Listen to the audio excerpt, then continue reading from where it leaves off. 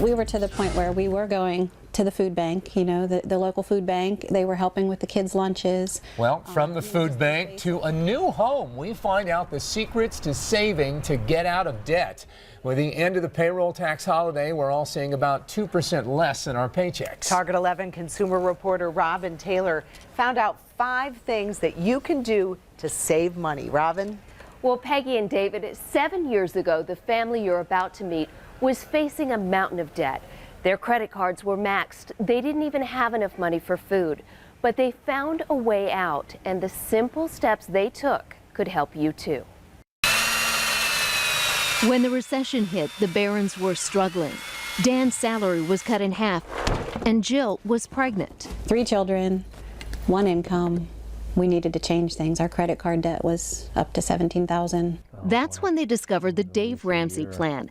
The motivational author and radio and TV host encourages people to get out of debt. The first step was to save a $1,000 emergency fund. The next step was to make a budget. You put each thing on paper that you're spending, you know, and then you start realizing, wow, I'm spending a lot of money in that area. What they discovered was eye-opening.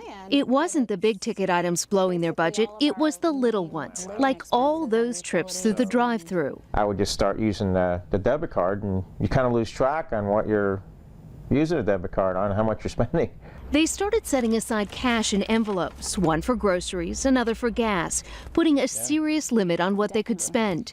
And then they began tackling their debt. We had the list of our debts hanging in our kitchen cabinet, and it was just really fun to cross another one off when we'd pay one off. It took 2.5 years to pay off their credit cards, but they did it by sticking to their plan.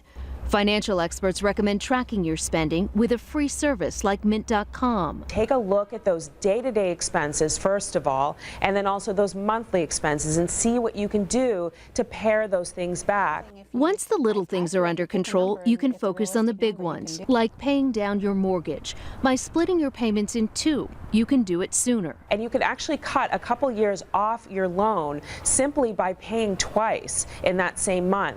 You can do the same thing with credit cards. Jill saves hundreds of dollars a month on groceries by checking the sales, making a menu, and sticking to her list. They're beautiful clothes. And her kids' clothes come from consignment sales.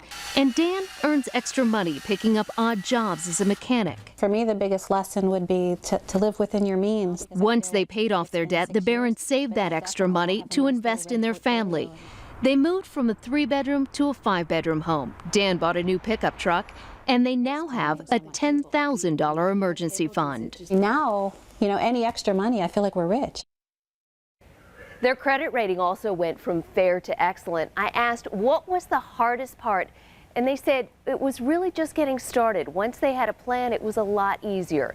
We have links to some of the tools they used on our website. Just go to WPXI.com. Robin Taylor, Channel 11 News. Hey, Robin, thanks so much. Well done by them. We could all learn from that. If you have a consumer story idea, we'd like to hear it from you. You can email Robin at target11@WPXI.com. You can also find Robin on Twitter at WPXI Robin Taylor.